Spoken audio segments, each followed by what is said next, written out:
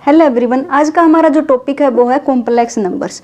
सबसे पहले हम ये बात करेंगे कि कॉम्प्लेक्स नंबर होते क्या हैं। तो अगर मैं कॉम्प्लेक्स नंबर की बात करती हूँ, जैसे कि हमारे पास एक इक्वेशन थी, इसको हम बोलते हैं क्वाड्रेटिक इक्वेशन। क्वाड्रेटिक इक्वेशन एक ऐसी इक्वेशन जिसकी डिग्री कितनी होती है, 2 होती है, उस इक्वेशन को हम क्या कहते हैं, क्वाड्रेटिक इक्वेशन कहते हैं। तो जब इस इक्वेशन का सॉल्यूशन फाइंड आउट करने की कोशिश की गई तो कुछ ऐसा आ गया x² = -1। लेकिन हम जानते हैं कि किसी भी रियल नंबर के स्क्वायर को अगर हम फाइंड आउट करते हैं तो वो कभी भी नेगेटिव नहीं आ सकता। तो इसलिए क्या किया गया था, कॉम्प्लेक्स नंबर्स को डिस्कवर किया गया था और इसका सॉल्यूशन यहाँ से क्या बन गया था, √-1। इसको मैं क्या बोलती हूँ, आयोटा। जो √-1 होता है इसको हम बोलते हैं आयोटा।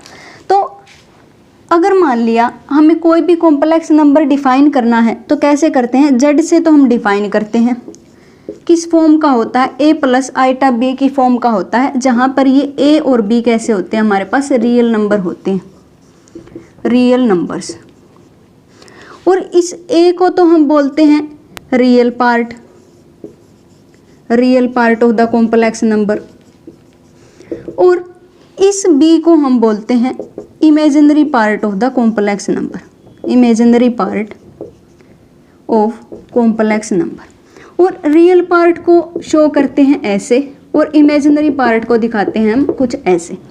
तो सबसे पहले हम बात करते हैं कि इन पर ऑपरेशन कैसे कैसे डिफाइन किए जाते हैं। अगर मैं 2 कॉम्प्लेक्स नंबर को ऐड करना चाहती हूँ तो कैसे करूँगी। मान लिया मेरे पास 2 कॉम्प्लेक्स नंबर है Z1 और Z2। मैं क्या करना चाहती हूँ, इनको एडिशन करना चाहती हूँ। तो क्या करूँगी, यहाँ पर बनेगा a1 + iβ, यहाँ पर आएगा 1, यहाँ पर भी 1। और Z2 क्या होगा, हमारे पास a2 + iβ, कुछ ऐसा बनेगा। अब मैं क्या कर सकती हूँ, इमेजिनरी पार्ट को इमेजिनरी पार्ट के साथ ही ऐड करूँगी और रियल पार्ट को रियल पार्ट के साथ ही ऐड करूँगी। ऐसे डिफाइन करते हैं हम 2 कॉम्प्लेक्स नंबर का एडिशन। तो a1 + a2 + iβ b1 + b2, ऐसा कुछ बन जाएगा इनका एडिशन। और इसी तरीके से अगर मैं सब्ट्रैक्शन की बात करती हूँ तो कि 2 कॉम्प्लेक्स नंबर को सब्ट्रैक्ट कैसे कैसे किया जा सकता है, तो फिर से मैं क्या करूँगी, रियल पार्ट को सब्ट्रैक्ट कर सकती हूँ और इमेजिनरी पार्ट को ही सब्ट्रैक्ट कर सकती हूँ बस। इसके अलावा मैं ऐसा नहीं कर सकती कि रियल को इमेजिनरी में से सब्ट्रैक्ट कर दूँ और इमेजिनरी को रियल में से सब्ट्रैक्ट कर दूँ। कैसा करना होगा, रियल में से रियल पार्ट को सब्ट्रैक्ट करना होगा और इमेजिनरी में से इमेजिनरी पार्ट को। और इसी तरीके से हम डिफाइन करते हैं इसकी मल्टीप्लिकेशन। मल्टीप्लिकेशन में क्या करते हैं, a + iβ × a2 + iβ। हम क्या करेंगे, एक बार इसकी मल्टीप्लाई इससे और इससे, तो क्या बनेगा, a1 a2 + a1 b2 + b1 a2 + iβ² b1 b2। अब आयोटा किसके इक्वल होता है, आयोटा होता है √-1 के। तो iβ² किसके इक्वल होगा, अगर मैं √-1 को √-1 से मल्टीप्लाई करती हूँ, इसको लिख सकते हैं -1² और इसका अंडर रूट। और अंडर रूट हमारे पास क्या है, 2। अंडर रूट को कैसे लिख सकते हैं, पावर 1/2। तो यहाँ पर लिखा पावर 1/2, तो क्या आंसर बनेगा, -1। तो इसका मतलब iβ² क्या होता है, -1 होता है। तो यहाँ पर हम क्या लिखेंगे, माइनस।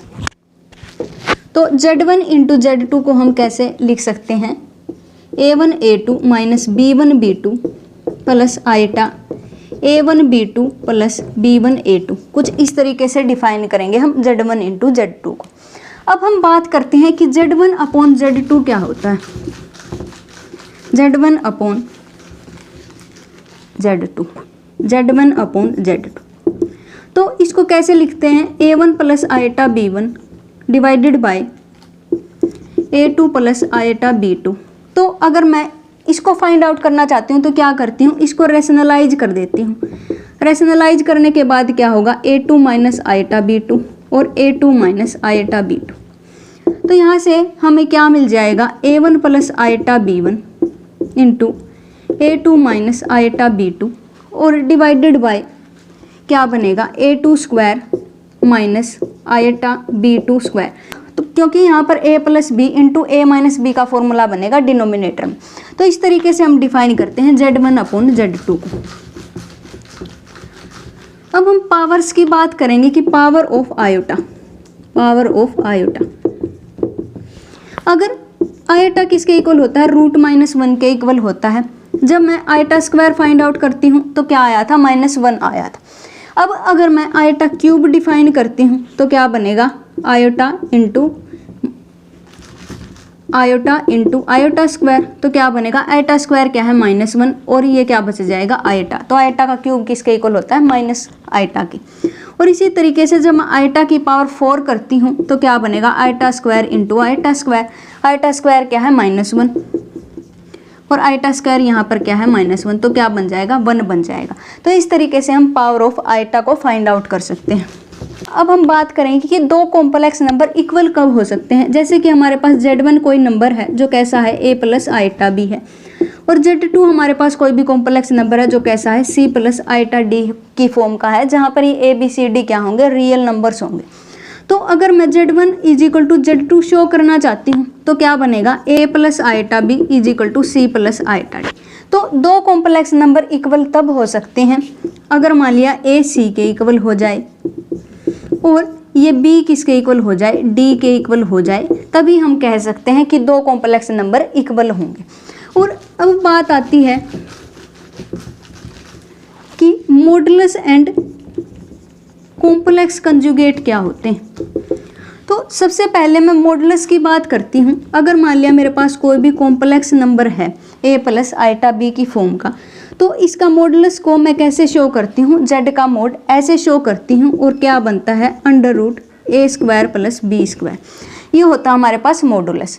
अगर मैं कॉम्प्लेक्स कंजुगेट की बात करती हूँ तो क्या बनेगा, इसको हम दिखाते हैं ऐसे, Z के ऊपर क्या लिख देते हैं, बार, तो ये क्या बनता है, A माइनस आयटा B।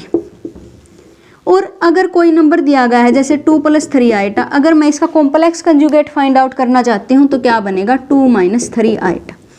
और इसी तरीके से इसका मॉडुलस क्या बनेगा, 2 स्क्वायर प्लस 3 स्क्वायर एंड √। और 2 - 3 आयटा हमारे पास कोई भी नंबर है, अगर मैं इसका कॉम्प्लेक्स कंजुगेट फाइंड आउट करना चाहती हूँ तो क्या बनेगा, 2 + 3 आयटा। यहाँ अगर माइनस है तो यहाँ पर क्या हो जाएगा, कॉम्प्लेक्स कंजुगेट में प्लस हो जाएगा। और ये जो कॉम्प्लेक्स नंबर होते हैं, जो रियल नंबर्स की आइडेंटिटी होती हैं, जैसे A + B whole square, whole cube, इस तरीके की आइडेंटिटीज़ को भी क्या करते हैं, सेटिस्फाई करते हैं। जैसे Z1 + Z2 का स्क्वायर फाइंड आउट करना चाहती हूँ तो क्या बनेगा, Z1 square plus Z2 square plus 2Z1 × Z2। इसी तरीके से और भी जो रियल नंबर की आइडेंटिटी होती हैं, जो कॉम्प्लेक्स नंबर क्या करते हैं, सेटिस्फाई करते हैं। और Z1 अपॉन Z2, अगर मैं इसका कॉम्प्लेक्स कंजुगेट फाइंड आउट करना चाहती हूँ तो क्या बनता है, Z1 का conjugate divided by Z2 conjugate.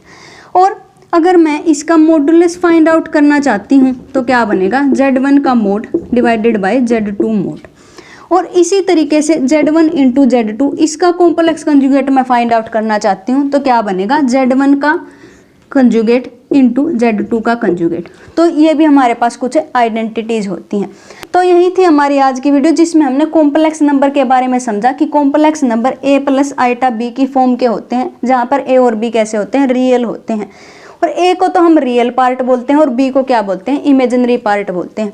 और इसी तरीके से हमने समझा कि कॉम्प्लेक्स नंबर कौन कौन सी प्रॉपर्टी को सेटिस्फाई करते हैं। मिलते हैं नेक्स्ट वीडियो में, जिसमें हम कॉम्प्लेक्स नंबर के बारे में और समझने की कोशिश करेंगे। तब तक के लिए stay connected, have a nice day, thank you.